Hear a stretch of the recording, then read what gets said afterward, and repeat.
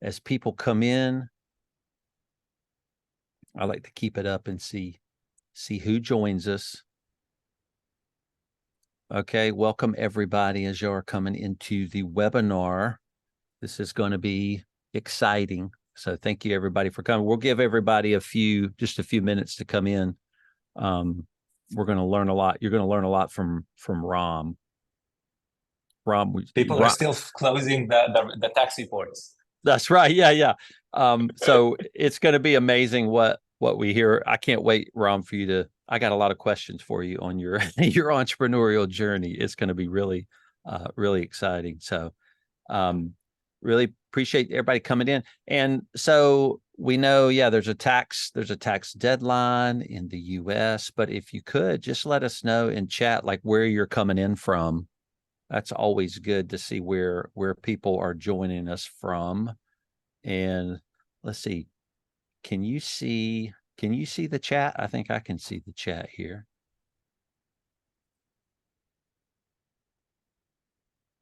I'm gonna find it. So let us know where you're calling in from. Are they? Hello, Virginia. Yeah, I see the chat. Okay. Very cool. Louisiana. Okay. we do have a lot of our Thriveal, Florida. Our community in here. So, okay. Well, we're a couple minutes past. You want to get started, Rom? Yeah, well, whatever, your community better than I do. So okay, we have everyone from around the US. Yeah, very cool. Thank you, everybody, we know it's a busy time for y'all to kind of show up. So we are going to live stream this and record it. I think we're recording it, right, Talia? So if we're recording it, you can watch it again. So, but I'm intrigued by Anchor. I met Omri through some other people, started running into him at a conference. And then I talked to him on the phone while he was visiting a hospital, trying to visit a hospital to have I think his fourth child. So so I don't know if I got him in trouble with his wife, but I had a lot of questions. So, but Omri's like, well, I'm glad to meet you, but you really need to be talking to Rom. So, Rom, I'm really excited. Yeah. So here we are. So this is kind of some of the things we're going to be talking about. I'm really excited. We get a walkthrough of Anchor. You're just going to see this product and kind of how it's differentiated in the market. And even before we do that, talk about Rom's entrepreneurial history. I have a lot of questions for him. His career history is kind of wild. All the stuff that you've done, Rom, in your lifetime, but how that led really to Anchor is really cool. But I wanted to start, and anybody who comes in, y'all already know, we run a firm, and that's where we learn a lot of what we do. And then we teach it in webinars. We teach it in Thriveal. We teach it at Deeper Weekend. So I get to do a lot of the teaching at Deeper Weekend, which is really exciting. But we've been pricing and value pricing for over a decade, and this proposing, pitching strategy, you can kind of see Roman numeral 1A, pricing, proposing, and pitching. This is such a huge part of now how we can run firms. Like, it's really starting to go to a market and saying we're valuable. And that's what pricing is all about. Instead of billing, which is doing work and then sending an invoice based upon some hourly bill, instead we're upfront saying we're valuable. You're going to need to pay us for what we're going to do for you. So it's a different kind of relationship and a really different kind of conversation. What we found in being an advisory firm with pitching a high value brand with a lot of pricing is that the upfront work takes a lot more time than I thought. So we calculate our prices because the scopes are typically pretty difficult. We have to then propose our price. So we always do a high, middle, low price. That's how we always pitch, because that's an optimal way to price humans, giving them options instead of a one option, take it or leave it. We give them this 3, high, middle, low. And of course, the high price is not always the one they're going to choose, but that's the one that with the full display of our value. Well, a lot of times we're showing them all the things we could sell them that they never even asked us to purchase. So we're doing a lot of selling in how we propose this high, middle, low 3-option pitching. So pricing and proposing, we always do our proposing in person. Now, in person, I mean live on Zoom, because our prices are so high. We want them to be high. We want to move into a high value market. So we want the price to be part of our positioning. That is, we don't want people seeing low prices from us, because that says something to our market. So what that means is the pricing a lot of times positions us in a high value place, which means some clients can't use us, and that's okay, because we're displaying a certain part of our high value. So that proposing is something we do live, because when you're pitching a high value advisory based price, there's always questions a client's going to have. They're always going to go, what do you mean by that? I've never seen that. You're saying you want to do something for me that will solve my problem, but I didn't ask you to do that. There's a lot of education that goes into high value pricing and pitching. And so that's why we want to do these things in person. So pitching is a strategy to actually influence, convince, let that client know there's things you don't even know to ask us to do for you that we need to be doing, but we're professionals because we actually know, we've been doing this a long time. So this upfront thing that we've learned, this process of pricing, proposing, and pitching has a lot to do with selling. And a lot of firm owners struggle with selling, right? Because when you're doing it up front, your prices need to be substantially higher than your competitors. But the problem I've always had, and this is where we can kind of start moving towards Anchor, is that it's been manual. So we have this massive spreadsheet where we calculate these 3 prices, very complicated scope. It's reviewed in our team. Then we're pulling it into a proposal. It's got to look nice. We got to have something to display, and then we educate as we pitch that client through it. But when a client says, yes, I want the middle option, it's all manual from there. This is now, we have a lot of team, right? So it goes over to the operations team, and they have to turn that whole pricing document into an agreement, right? So now we have to contract. And of course, we don't do any work. We don't produce any revenue without a signature related to that revenue. It's always protecting the value of that money. That money has a documented scope. That's kind of what we always do. So if there's any change in a contract, we do an addendum. We add to, and they have to re-sign things. So we got this contracting software it just stands alone, right? It's by itself. It's outside of the first pricing, proposing, and pitching strategy. So now a team has to hand build this thing. Now it's a cloud-based tool, and they can sign things like that. But then once they sign it, it's now manual again. It's like, okay, they picked something, they signed it, they read the agreement, we're good to go. Now we've got to go over here to drafting software and, ask them to key in credit card information or send it to us.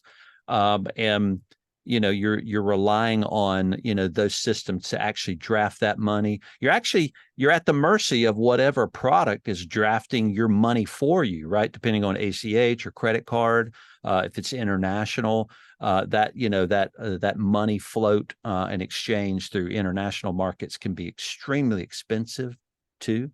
So you're at the mercy of a lot of those products that draft that prices. But that's part of our strategy when we price, propose, and pitch. We place requirements. We say, you must let us draft. We do not invoice people. Nobody gets invoiced. We always have the right and ability to pool our money. So that's a requirement for service with our firm. And we do say we want you to sign a 12 to 14-month contract. So that's asking up front for a relationship. That becomes a requirement.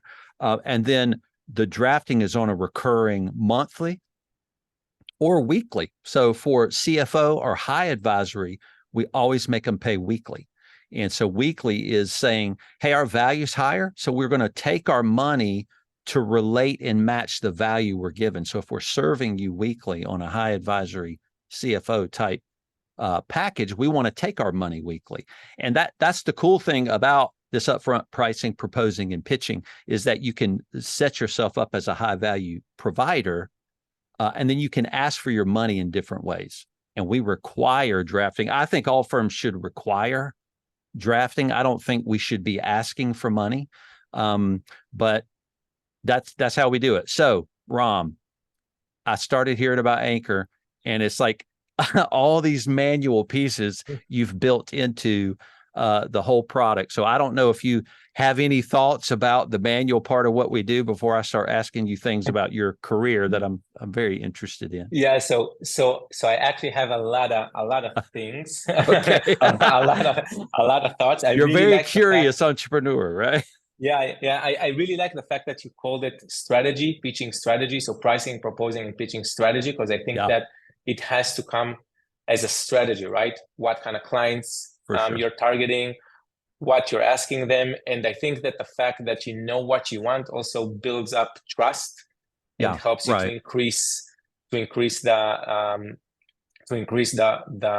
price. And we'll see in a second how Anchor increases that transparency and gives the client additional points that he can trust doing business with you. Yeah. Yeah. And that's true. That's a big part of it, is the trust that's built. And of course, when you have trust with a client, they stay your client for a long time, which is the goal. When you get a good client, you don't want to have to resell them all the time. You want them, the trust is what always pre-sells the renewal. Because when we do a 12 to 14 month agreement, we renew at a period of time, and that's when we'll raise a price, or we'll add new services, or we'll pitch. We'll kind of do a mini part of this proposing, pricing, and pitching strategy again at a renewal. They already trust us. They're going to buy something. And so those are great times to lift up a lot of our pricing in that. It just, we're big enough. It just can't be manual anymore. Yeah. That's, yeah. you know, It's at also some size that caused us problem. It's starting to cause problems. Yeah. It's also a win-win, right? When he agrees to the price, an agreement is very, very simple, right? It's agreeing on the responsibilities with some kind of legal verbiage or terms and conditions to control everything. That's what an agreement is. And once you're on a win-win situation, you also don't want to price too high and not bring the value. Right. You want the high prices to get the client the value, and then you build a long-term relationship, and then you build a business that every other client increases and the churn is low. Yeah, or I love it. People leaving you. Yeah, good stuff. Okay, so Rom, people are going to understand why I wanted to ask you a bunch of questions. So, because it ultimately leads to the creation of Anchor, which is what entrepreneurs do. They start to solve their own problem. That's a very common story we hear from entrepreneurs. So if you're good, I want to ask you, this is going to blow people's minds, the stuff you've done. So can I kind of go into a time of asking you some things? Yeah, sure. I'm an open book, and okay. My goal here is to bring value, hopefully exponential value, like we're trying at Anchor. But Okay. Well, so there's always a story of an entrepreneur in their early life. So you had the entrepreneurial bug early in Israel when you were growing up. So so what's the story of what you were doing so long ago? I guess you were in middle school or high school or something like that. Yeah, middle school, sixth grade. I would wake up on Friday mornings, like at 4:30 a.m. and walk to a village, about an hour walk from my house, buy flowers, bring them home, make them into bouquets, and then send my friends to sell them house to house. So that's kind of how I started. And you actually learn, even as a child, you learn a lot from it. First of all, you learn that you can do anything that you want. You just need to put your mind into it, and that's the mindset that an entrepreneur has to have. And also, when everything goes wrong, like it does for every entrepreneur all the time, I have this joke that I say that entrepreneurs on the face are always happy, like they're on stage, but the backstage everything is burning up. That's so true. That's so true. It's so scary sometimes, man. So I started with that, and then I understood that I could, and I started selling babysitting. So again, I just did house to house and brought girlfriends to do the babysitting, and we did like 50-50. So kind of marketplace today. We're talking about the 90s. And I did that for a few years. During high school, I also started to arrange parties and events. So it's bigger money. more interesting at that age. Yeah. And I was also an athlete, so I played Mm. professional volleyball, Mm-hmm. played for the Israeli national team, and Mm-hmm. coached 10 years. So if at some point we'll want to talk about management, coaching is like how I manage people, and has its advantages and disadvantages. After that, I got drafted to the army. So I was in Mm. the Airborne Special Forces for 3 years. Yeah. It's mandatory here in Israel. Mm-hmm. And after we finished the army and I got discharged, I moved to Texas. But Yeah. before moving to the US, so I didn't say, but at an early age, I moved back and forth from the US and Israel. So I got to live in Fort Worth and in Connecticut, and Yeah. got back to Texas. Yeah. For the Yeah. obvious reasons. Yeah. We like the Southerners. That's right. And Yeah. But I'm curious about what yeah, what you did to bring, like you went to China, did some research to bring a product exactly. back to, and when you told me that product, when you and I were hanging out, I was like, I know those. I know what that is. So So what was it's that story? Yeah, so it's back in 2006, and I didn't touch that, but I was a skateboard kid, and I surfed waves, and I was Yeah. looking for something that I would fall in love with, a product. So Yeah. I knew that if I'm going back to the US, I want to open a business. So I flew to China, and you kind of go from warehouse to warehouse Mm. in these big cities where you can see probably any type of product that you can dream of and can't dream of. And then I saw Wow. shoes that are called Heelys. I don't know if Yeah. everybody are aware of them, but those I, shoes that you have one heel on the back. And I was like, okay, this is a winner. And started the whole process of bringing them to the US. Actually, in the first Christmas, our store was empty by around 12:30 at noon, and I was no going way. nuts that we have no more, that we have no more shoes, and tried to Because get it from different malls. And you sold them in the mall. That's where you yeah, started, right? In the yeah, kiosks, and then you got hmm your own storefront in the mall, right? Did you hmm do kiosks first, and then yeah, you yeah, found out that was a test market. They're popular. You're like, we're going to invest in a lease, which is way more yeah, expensive and risky, and yeah, that worked yeah, out. yeah. Actually, my partners are still with the business. We're Ah, somewhere 20 years after, so they're selling a lot of things today. But yeah, it worked out well. I did. So we did okay, but I don't know, for some reason I had this feeling that, okay, I understand how mm, I can make money.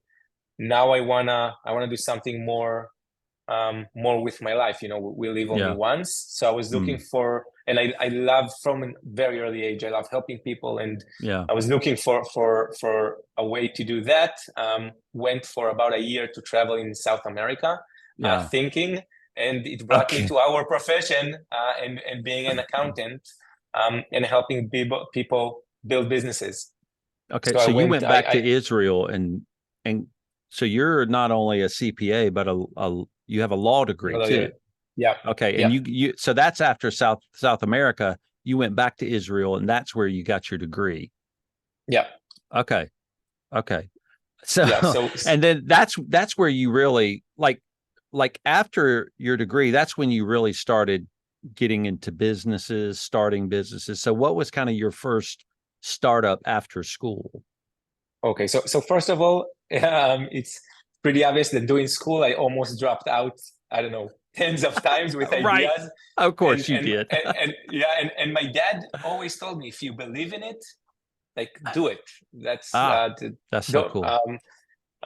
But I did stay in school, and I started to work in a venture capital firm, and then I kind of, for the first time, I saw this industry that everyone are entrepreneurs. Everybody wants to build businesses, and if you think about businesses, any type Mm. of business, um, the way I define a business is someone trying to help someone with a problem, right? It doesn't matter Yeah, if it's a chair or a yeah, computer or without the glass I couldn't drink. So it's right. always trying to solve something, Yeah, yeah. and so I fell in love with the way that actually with software, and we're talking about 2008 now, but with Hmm. software, you can literally built this product where you can sell it on the cloud to everyone.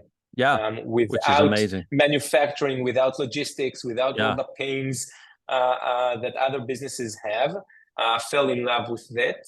And so I worked in the venture capital fund for a couple of years, and then I worked for EY, Ernst and Young, for Yeah. another 18 months.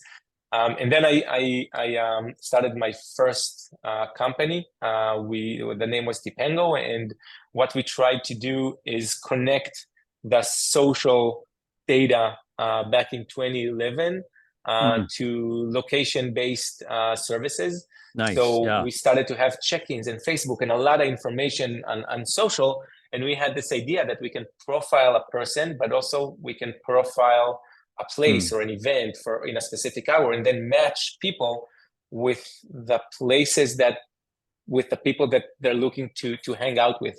So the thesis was that if you're going to a restaurant to a specific music, what you're looking for is not the music, but the people that like that music. Yeah. Right. Okay. Now, is that the company that was sold, or? So yeah, so no, so I don't even know if we discussed it before, but that was acquired by the investors about 24 months after, and then my second and then I wanted to rest, and I opened ROI Economic Consultants, which was a CPA firm. Okay. Which I was with for 24 months. I brought a partner from EY. We did really good for a service providing business. Grew within a year to 4 employees. A lot of businesses. A lot of work. And then I met what you were talking about: pricing, proposing, pitching, billing, collection, and it drove me crazy at the end of the day. Like you spend the amount of time that you need to research what you need to send in an invoice, research from a place that that's online, and then drafting the invoice, sending it, reminding the client, the friction. I remember that I had meetings every other week, and then I would sit with him in the second week, and I sent you an invoice, you didn't pay, I'm going to send you another one in 2 weeks. What's the relationship? And that feeling at the end of the month that I didn't know if I'll have money or I'll need to bring money to pay the employees, right? Because the regulations tells me that payroll has to be on time. And I really tried to solve it back then. There was no APIs, no open banking, there was nothing to suggest a solution. At some point, I put it aside and I founded a company that's developing new antibiotics against resistant bacteria. The company's name is Omnix. Rom, why were you starting a medical company? It's like, now you're going to solve the problem of germs, right? So you are definitely an entrepreneur.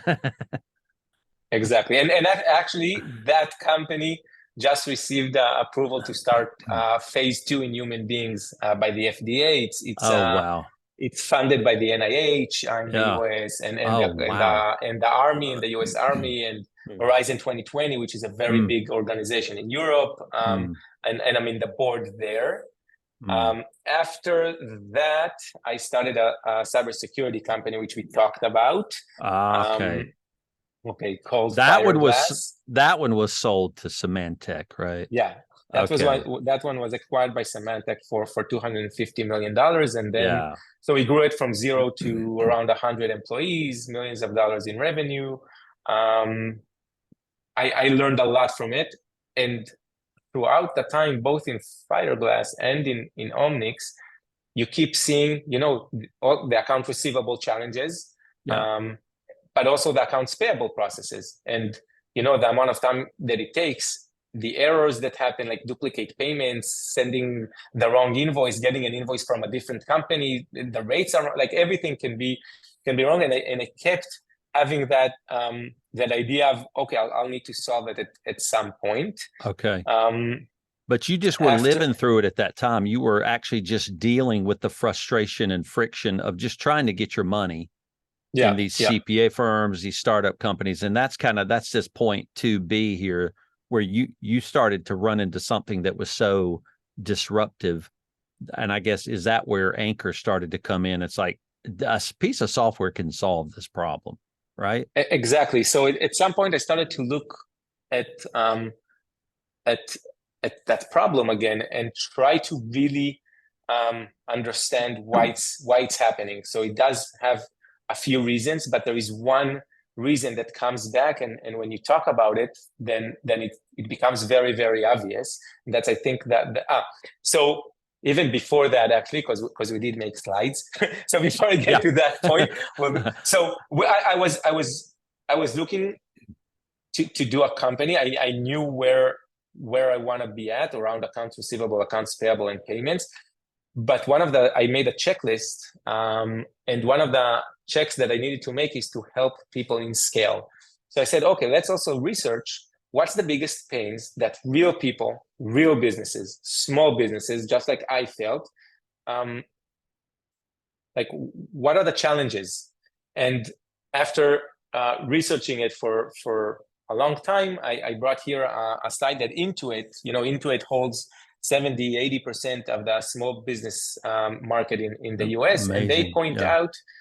And they point out that there are 3 top challenges. If you can go to the next slide, they'll be able to see it. Yeah, but so the biggest challenge, and you touched it in the beginning, is getting customers. You need, at the end of the day, that's the door. The second challenge, and that's amazing in my eyes, that's really the second challenge, is actually getting paid. Getting paid is the second challenge that small businesses face today. It's a problem that they say and you won't find employees, you won't find SaaS products, you won't find stores that tell you that getting paid is hard, right? Because it's not B2B. The third would be get capital, and then also access advice like you're giving. So you're helping with one of the problems that they have, and also being compliant. So the squares were around what Anchor does today. And then I asked myself, why is it so challenging to get paid? And because it seems simple. It seems kind of simple. It's like, just send me my money, right? Like, just like I earned that, give me my money. But the friction in the AP billing process is just so enormous, which is why Intuit is saying people can't get money. They can't get their money from people. So that's what you do as an entrepreneur. You're like, this has got to be solvable. Yeah, that's the opinion on everything. And then I understood that, and you can talk to any business owner, investor, and even employees in accounts receivable, accounts payable, in payments. They'll all say one thing: B2B payments are broken. And when I say broken, I even brought this small research by Goldman Sachs, and I can send it to you or to everyone if they want at the end. They're saying that these processes, accounts receivable, accounts payable, paying, and reconciliation today cost just about $2 trillion for small businesses in labor alone, without the tools, only in the US every year, just to move, at the end of the day, just to move data around, right? Because if you can go to the next slide, at the end of the day, we said you have an agreement, right? Number one, first step, you have an agreement. And we said an agreement is the agreement of my responsibilities as a service provider and his responsibilities as a client, with the terms and conditions and everything. Once we sign, just like you said, now we want to invoice. What we do is manually take the information from the agreement and manually post it on an invoice, on a billing, on a draft. It doesn't matter. Once that side is broken, everything is about verifications now, right? So you have invoice, you send an invoice, so you need to research the invoice all the time, and that it takes, all the money that it takes, the tools, reminding, collection calls, the friction. But it's because it's error prone and it's prone to fraud when you send an invoice. So the other side, when I receive an invoice today on Anchor, I do a 3-way verification, right? I want to see that the agreement is right. If the agreement changed, email, SMS, whatever, I'll go to the business and make sure that the business really, use this service. And the last thing would be going back to the last invoice, because duplicate payments duplicate payments account for around $1 trillion of payments in the United States of America. That's 0.5% in SMB payments. That's crazy. And even after you verify the invoice, then someone else, an admin, puts that, those transactions in the bank account, and then they come to a manager that needs to go again to the agreement, again to the invoice, and make sure Right. that the payment is right. And Okay. then, So, how do we so know that we're getting paid? We see 200 payments in the bank account, and we need to start, making sure who is who. yeah. And so you're saying when you started thinking about this, basically, which is what I shared, the manual process from the agreement to billing an invoice, the fact that this is broken means it breaks everything else in the system. And so as you're thinking through it, like, just hearing you talk, I might think, well, cool, we'll solve this one. Go ahead and get my money faster. But that's not just where you solve it, right? You have to go all the way back to the agreement, which is the justification for the request of my money. If that's wrong or changes, then I'm screwed all the way down the pipeline. Just like Netflix, right? Netflix Right. sends you an invoice. You trust that invoice. You don't verify it. When Google sends you an invoice, when AWS, when Zoom, all these products, Zoom, AWS has complex invoices. We don't review them. We trust them because nobody touches them. And then what happens is that you only need to make sure that the agreement is updated. And once the agreement is updated, one, you're in compliance. And two, both you and your client can, relax, and the payment is taken the way they want, the way you decided. You're giving them all the options. So it's like a win-win-win-win situation that everybody at the end of the day works better. Yeah. So that's Anchor Solve. Anchor Solve is from beginning to end. That's really what you decided to solve when you built Anchor. Exactly. What we saw in the market, and that's why I wrote workflow elimination here. What we saw in the market is that you have around 50 different steps that can be taken from agreement to reconciliation. And what you see is a lot of companies trying to improve these small steps, like dunning emails. So you'll send an invoice, you'll have a software that goes on it and reminds the client. Right. You'll see Bill.com doing OCR and sending the invoice to approval at the end of the day, right? Yeah. They're not approving it, they're sending it to approval. What we were trying to do is, solve the whole $2 trillion market. Right. And we've done it with a single source of truth way where we, both as consumers, but today also as businesses, we work this way, right? It's better, it's faster, and it's cheaper, and it literally eliminates the whole accounts receivable and accounts payable processes. While doing that, we're actually reducing the risk and improving the efficiency. So what? Okay, so Talia asked me to. So once the agreement is a digital native agreement. Okay, it's not PDF anymore. It's the first digital native agreement. Right. And once you do the agreement as a digital native agreement, it actually you get a few benefits. The first is that it's a live agreement, and we'll talk about it in a second. The second is that it speaks our language, but it also speaks the computer language. So once we sign it, the computer knows exactly when to invoice, when to approve the invoice for payment, when to take the payment, when to reconcile it. I see. Okay, I didn't see that, but a PDF is just a portable document file. Is only a piece of paper that just can't be changed. It's a computer's not going to do anything with that agreement. You're saying you don't want a PDF agreement. You want a digital native based agreement that sits in Anchor that can be updated, changed.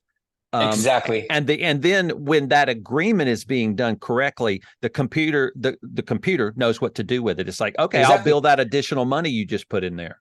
And both experiences were elevated. For you, it's for us, for the service providers, it's building blocks. I want this. I'll show it to you in a minute, but I want this service, this service. This is the company. You send it out. Makes sense. Okay. So sending out a contract, and for the client, he's actually getting an application. The experience on computer, it's mobile first, so you can do it on a mobile phone. Yeah. There's no back and forth in negotiations. You can change it when he looks at it. He doesn't need to send it to you and send it back. once you do that, we can also allow things like websites do, dynamic pricing, dynamic discounts, add-ons to packages, and then structure it in a way that they'll take the most profitable service for you, so you can literally maximize your contract value. And then these are just, Omri told me it's too long, but it benefits everything, right? Because you don't need to work, and there are no costs for accounts receivable. There are no errors in accounts receivable anymore. The invoice goes out on time, not a 3-day, 4-day, 5 days after the fact. We also learned that revenue leakage is a very big pain for service providers. According to research, it's around 4.6% of the top line of the business, which means that if you make $100,000, you're forgetting to invoice $4,600. For most of our customers that we spoke with, they said that it's actually much more. These are the things that the client asks you for something, you've done it really quickly, and you send them, and you forget to put it to send an invoice here. I'll show it in a second, but you have a button and you just add it. So this is how it works at the end of the day. You have an online engagement letter, a proposal, or agreement where the client, are giving him options. He chooses how to pay. He can change it later. You can put his bank account as well if you want. So it's very, very flexible. We built the product in a process that's called market product fit instead of product market fit. So we went with that problem, started to work with clients and understood what they want. And here, free. You're giving a client a free ACH option. You can allow him to pay the credit card fees. Again, 2.9% is low, but what we see is that people pay around 3.25%, and merchants for monthly, they save that money. Once it's signed, everything else is completely automating. That he'll get an invoice in the email. If he wants to dispute the invoice, he can do it from the email. If he needs it to approve, he'll do it from the email. And the client receive a client portal, so he can track everything, and you have the history of the agreement, and it's that's amazing. And then Anchor basically pulls that money, and the way y'all make money is the $5 per invoice payment. That's it. So we were looking for a way to make this process a win-win-win, like we discussed a minute ago or 20 minutes ago around long-term relationship. So we pay the processing fees. We pay, you get a platform, you get a proposal software. You get a very, very robust platform. And what we take for the fee is $5, which for our clients, they save money off the bat. QuickBooks takes today $10, $15 only for the ACH processing.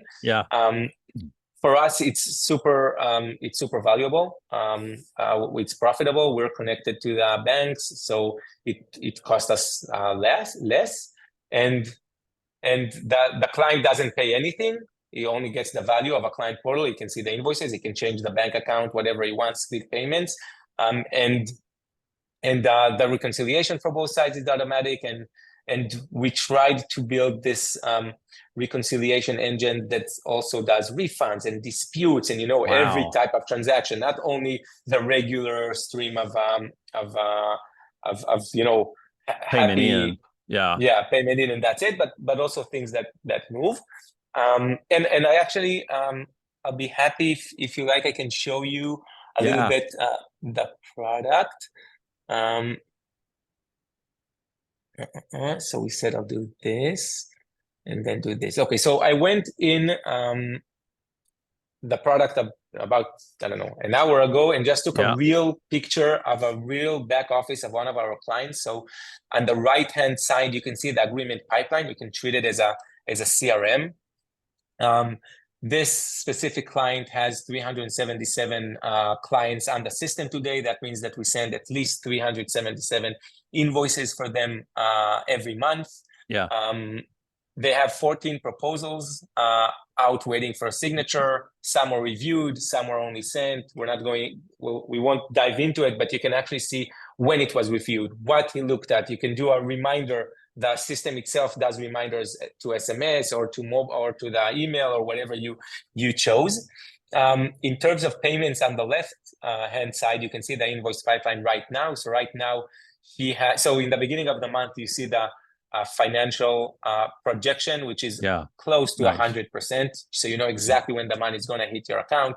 Right now, she has 52 invoices that are going to be paid, and everything was approved. Another 8 that, for whatever reason, one of the flows that she used is that the client needs to approve an invoice. Maybe it's she did over hours, or maybe it's upon delivery, or you know, maybe it's around the range. So over, we don't really have time to go. And 23 payment issues probably from the beginning that she started to work with us. A credit card that failed, and we weren't. This firm had 4. There are around 50 employees, and they had 4 employees working on billing, collection, and proposals. They have a half a person right now. That's they amazing. They were also only getting paid by credit card. This is actually the firm that I told you that went for the checks in the car. Oh, this is how they started. You didn't tell it on the webinar. They drove around in a car every month to collect checks from their clients. To get paid on time. That's crazy. So everybody has this challenge. Just each firm and entrepreneur tried to solve it in a different way. But at the end of the day, if you don't connect the dots, they're not connected, and it's manual. And once it's manual, it takes time. You know, they say the problem is not with democracy; it's with people running the democracy. So it's the same thing at the end of the day. That's right. I love it.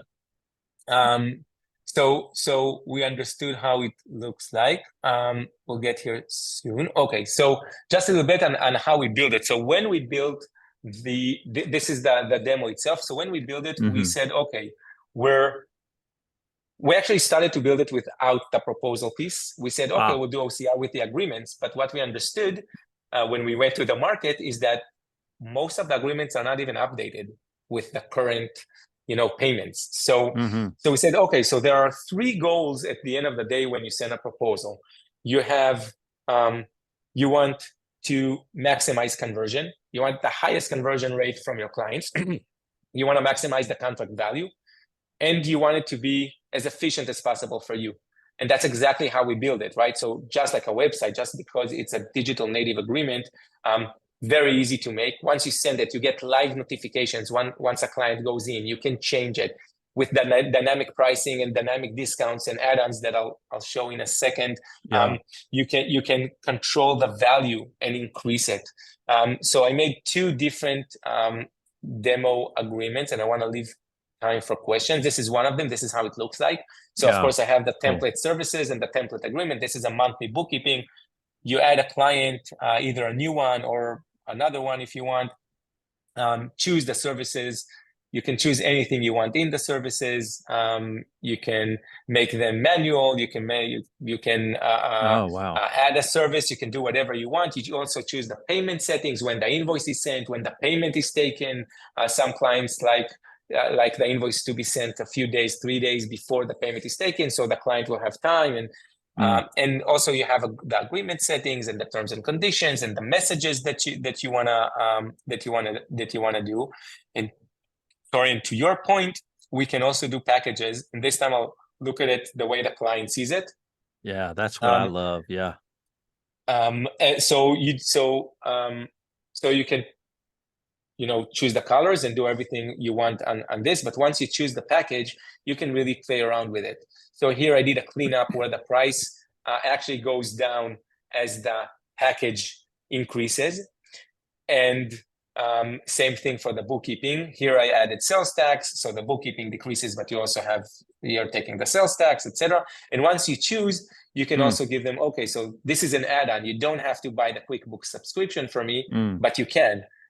You can also take CFO services, and then the discount changes. And like we talked before, these discounts. So a lot of clients in their calls ask us why it's good, and we say that after a year, you can say that this discount finishes, and then you did an increase of price with no friction. You can actually also agree on an increase of price. Right. And how much time do I have? Okay, so one last thing, we'll have some time for question, is this button to help with revenue leakage. So we're working, and a client asked us that he has to have some kind of report right now, and it's going to take us Mm. 45 minutes. Instead of making it and trying to remember for the invoice or sending it to the admin, we add a charge, we take the name of the client because it's already a client, choose when it's paid, tell them tax report, how much it did, how much it cost, if it's not a service already, discount. You just asked me to do this. It goes to them. They approve it. Once they approve it, it goes to the history. I'll show you how that looks like, but it goes to the history of that specific agreement. I love it. So you have both you and the client have transparency. He sees that you've done a new change has been done, who sent it, who approved it. It comes in the invoice. He doesn't need to touch it. It's still automatic. So that and this we're looking at what the client sees, or is this the accountant's portal? This is the accountant's portal. Okay. Where you can also control the billing hub, so you can control payments. If I don't know, during COVID, we saw in the restaurant industry that restaurants shut down. So we saw the accountant just pause the bookkeeping because he's not working for 3 weeks. So he just pressed pause. So it gives you a lot of functionality inside, and you can edit the agreement and prices increase and and all the fun stuff. Okay, I have some questions for you. I think we have a few more minutes for some questions, right? On the product. So templates, and these are some of our Thriveal members asking the questions. Can templates? Okay, you answer some of these. Can templates be created for packages and used multiple times? So there's a template. You can use it for a lot of different clients. Yeah, you can duplicate. You can duplicate an agreement and use it again and again and again and again with the same packages. And you can, if you want, you can play with the prices before it's sent. You can also actually do a bulk upload. So for clients that have 500 clients, they sit with us, and within an hour, we add all their agreements. We take everything from QuickBooks and understand the package and everything, and send it, or just add the clients without sending up proposals. Oh, okay. So you'll bulk upload a lot of our own client details, agreement templates, things like that. Exactly. Nice. Okay. So you can also add. You can also add. If you have a very interesting proposal which you worked on a lot on a PDF, you can just put it inside, and they'll see it. Just add it to the mobile one. Okay, so the agreement, though, it's a digital native agreement, but you can attach PDFs to it. Yeah, exactly. Oh, okay. Is there a limitation? That's pretty awesome. Yeah. So you could put anything in there, right? Just any collaborative document you and the client were working on that backs up that agreement or something like that. That's cool. Exactly. And this does say how much customization is allowable on the presentation side, because presentation is kind of a big deal when we're pricing. So I saw the 3 options. Can I expand that? Can I design that in any way? Or so you can choose you can choose the colors and and your logo and how it looks like, and how it's written and everything. You choose the wording and everything. Okay. The structure itself, so you can move them around up and down and. Okay, so there's all kind of stuff you can do on the client. So would the client be responsible? I'm kind of reading through my notes here. Would the client be responsible for changing the billing details? Like, we can either key in their drafting details, or they can key it in. Is there a choice? Whoever can do it. Yeah. Your choice, their choice. Okay. Yeah. Nice. Okay. And is there a function that handles change orders? And you talked about that. It's an update to the agreement. It's called add charge. There was a button down there. Add. Okay. Yeah. You can also do it from the agreement itself. So if you're on the agreement, you ask something, you just add it, and then you're compliant and secure with the payment, and and you don't need to keep it in mind at the end of the day. Okay. But no matter how you add it, either to the agreement or just a charge by itself, it's listed in who's adding what. There's a whole history. Exactly. Who added it, who approved it on the other side, when. If he doesn't approve it, he'll receive another dunning email and reminders until he approves that, or at the end of the day, we'll tell you this and he's not approving it. Maybe you should talk to him. Okay. Good stuff. All right, a couple more questions. How is the user notified when the customer makes changes to the billing details?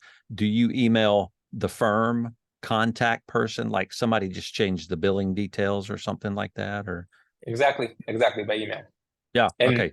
Just and vice notifications. versa. Yeah. That we're really trying to build a system that would be win-win and transparent to both sides. So it'll give you what you need and want, but it'll also give your client, the controls that he needs, and the feeling that he can change. If he doesn't have money in a bank account, he can change a bank account. He gets an invoice a day before, so he can change from the email. He can go and change the bank account. They don't have to have a password. We can do it with a magic link every time. So Yeah. we Okay. really build it in a way that it will solve all the challenges that we work with every I day. love that. And if people don't know what magic link means, it just means they don't have to create an account. That link just takes them to the actual page and sign it. Exactly. Which is lowering the friction of somebody logging in to some product they don't want to use. Exactly. The magic link is the link, which is amazing. And so I love this screen. They can do all of this on mobile, and they accept it by just swiping the the agreement. I love that. That's pretty well designed, right? Just use I'm used to that with Amazon. It's like, whoop, yeah. Exactly. That's cool. Exactly. Okay. Well, Thank you. this is so cool. Rom, Anchor is very, very exciting. And we're super pumped that y'all are going to be at Deeper Weekend with us. It's not going to be long. Well. Yeah. I mean, it's going to be amazing. And so Deeper Weekend this year, the theme is just really hit home. And so this is the largest conference we've ever had. So, and really, that's the rumors. Yeah, it's going to be so awesome. So Anchor specifically partnered with us on a very special, like an expert panel film. All these people, they couldn't fly in, so we had to get them into this big studio. And so y'all partnered with us. And so Rom, you'll be there to kind of kick off and just introduce that film, which is going to be really exciting. Thank you for that opportunity. Yeah, no, we're so pumped. We need our partners kind of coming and caring for all these people that we love, and these are the entrepreneurs out there running firms, trying to change the lives of their clients. But they need products that help them do it faster and better, that look good, that get them their money, that eliminate some of their friction. So they need technology. And of course, our Thriveal members and anybody that comes to our Deeper Weekend community or our event, they want good product. They expect good products, right? Products are, they're just well built now. So you kind of, they're not going to pick something that looks crappy, that doesn't work well, that doesn't eliminate friction. So they're just not going to buy those things. And so Anchor is a beautiful product. So if you haven't signed up, we only have really like a handful of tickets, and there's an Anchor 25 off, and that actually cuts 25% off the product. And we made it. We did it. Yeah. Thank you so much, everyone. So this is awesome. So thank you, Rom, Talia. We worked with you a lot on putting this all together, and y'all are doing some special cool gifts for people coming to Deeper Weekend. So y'all got some treats. We got your back. Yeah, I love it. You've got that, and he means that literally. So you've got our back. So y'all got some special treats for everybody that comes to Deeper Weekend. So we're excited. Thank you, Rom, for your history in building Anchor and building this for us. We need products like this that really help us. So thank you for doing it. And I can't wait to see you and Tal, one of your team members, is coming to Deeper Weekend too. So I can't wait to see y'all in October. It won't be long. So a month from now. Okay. Perfect. Thank you, everybody, for joining us. Okay. Y'all take care. Have a great rest of your week. Have a great weekend. Okay. We'll see you. Bye-bye. It's a weekend, Jason. That's true. Y'all are ready. So, all right. We'll see y'all. Bye-bye. Bye-bye.